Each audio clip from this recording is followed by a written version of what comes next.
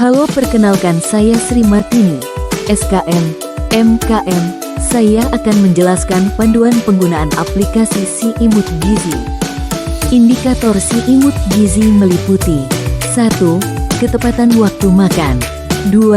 Tidak adanya kejadian kesalahan pemberian diet. 3. Sisa makanan. 4.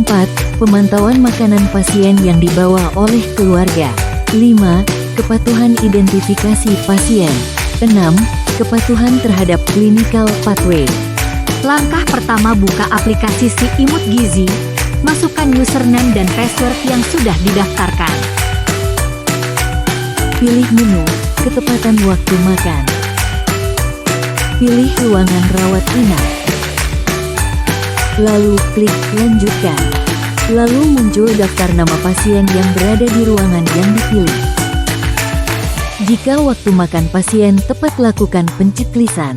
Jika waktu makan pasien tidak tepat, kosongkan kotak tidak diceklis. Jika sudah selesai mengisi, klik simpan.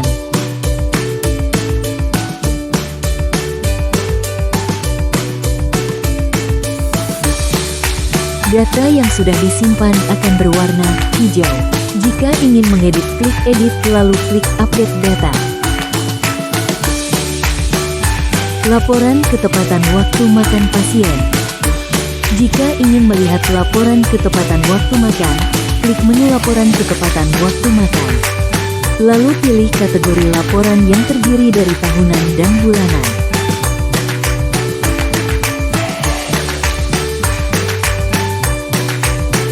Pilih kategori tahunan, lalu klik tahun yang akan dipilih. Lalu klik cetak laporan.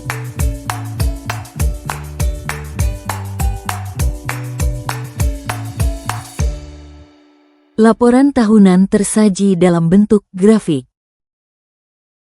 Tidak adanya kesalahan pemberian diet. Pilih menu, tidak ada kesalahan pemberian diet. Klik ruangan yang akan dipilih, dan klik lanjutkan. Akan keluar nama pasien yang terdapat di ruangan yang dipilih. Lalu pilih pasien dan klik kotak untuk menceklis jika diet yang diberikan sudah tepat, dan dikosongkan jika diet tidak tepat. Lalu klik simpan. Data yang sudah disimpan kotaknya akan berwarna hijau. Laporan tidak adanya kesalahan pemberian diet. Jika ingin melihat laporan tidak adanya kesalahan pemberian diet, klik menu laporan tidak adanya kesalahan pemberian diet. Lalu pilih kategori laporan yang terdiri dari tahunan dan bulanan. Pilih kategori bulanan, lalu klik bulan yang akan dipilah. Lalu klik cetak laporan. Kategori laporan bulanan tersaji dalam bentuk Excel. Sisa makanan yang tidak termakan oleh pasien. Singkatan-singkatan di indikator sisa makan. Pilih menu, sisa makan pasien. Klik ruangan yang akan dipilih, dan klik lanjutkan. Jika sudah keluar nama pasien di ruangan yang dipilih, pilih nama pasien lalu pilih detail di waktu makan yang akan diisi. Klik jenis makanan, lalu isi pilih jumlah sisa makan yang tidak termakan oleh pasien. Lalu klik simpan. Jika ingin mengedit, klik sudah input dan masukkan jumlah yang sudah diedit, lalu klik simpan. Jika ingin menghapus data, klik hapus.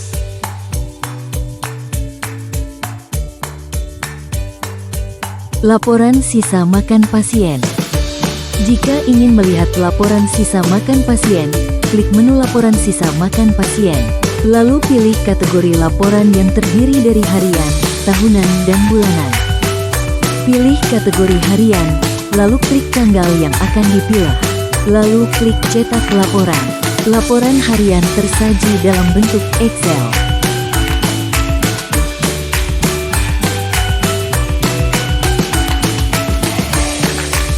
Pilih kategori bulanan, lalu klik bulan yang akan dipilih. Lalu klik cetak laporan. Laporan bulanan tersaji dalam bentuk Excel.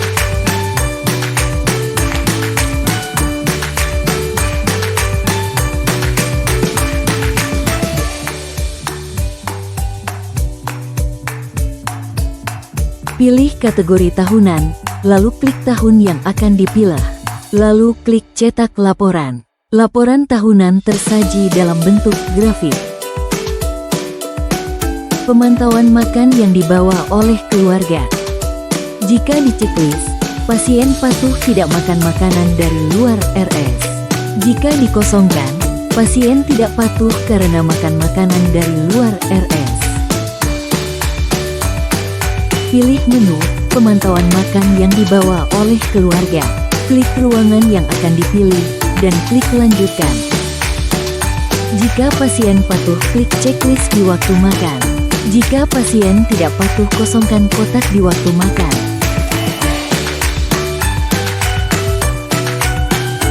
Lalu klik simpan. Jika sudah disimpan, akan berubah warna menjadi hijau. Laporan pemantauan makan yang dibawa oleh keluarga pasien.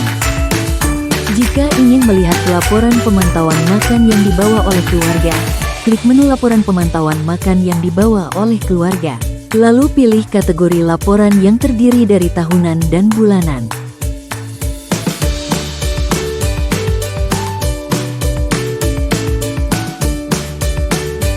Pilih kategori tahunan, lalu klik tahun yang akan dipilih. Lalu klik cetak laporan. Laporan tahunan tersaji dalam bentuk grafik.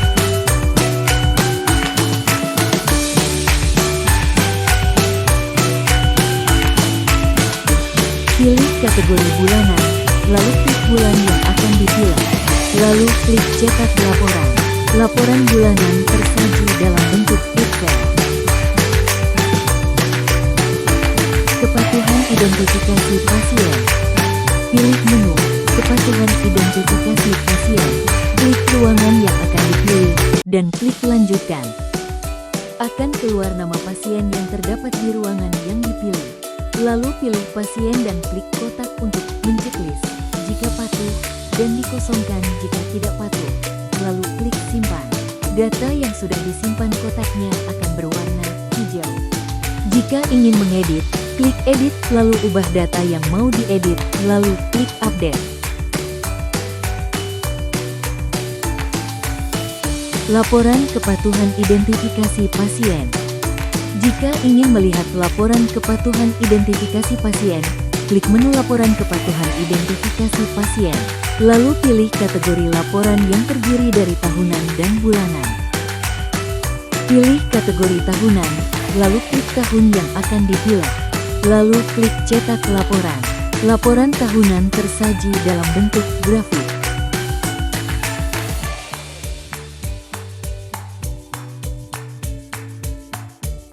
Pilih kategori tahunan, lalu klik tahun yang akan dipilih.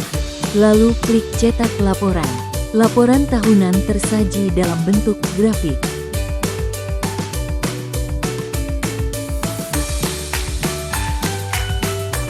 Pilih kategori bulanan, lalu klik bulan yang akan dipilih. Lalu klik cetak laporan. Laporan bulanan tersaji dalam bentuk Excel.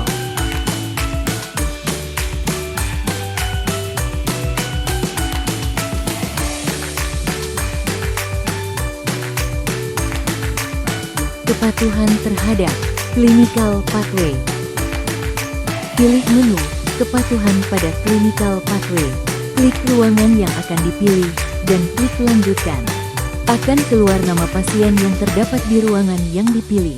Lalu pilih pasien dan klik kotak untuk menceklis jika patuh, dan dikosongkan jika tidak patuh. Lalu klik simpan. Data yang sudah disimpan kotaknya akan berwarna hijau. Jika ingin mengedit, klik edit, lalu ubah data yang mau diedit, lalu klik update. Laporan kepatuhan terhadap clinical pathway. Jika ingin melihat laporan kepatuhan terhadap clinical pathway, klik menu laporan kepatuhan terhadap clinical pathway. Lalu pilih kategori laporan yang terdiri dari tahunan dan bulanan. Pilih kategori tahunan, lalu klik tahun yang akan dipilih. Lalu klik cetak laporan. Laporan tahunan tersaji dalam bentuk grafik. Pilih kategori bulanan, lalu klik bulan yang akan dipilih. Lalu klik cetak laporan. Laporan bulanan tersaji dalam bentuk Excel.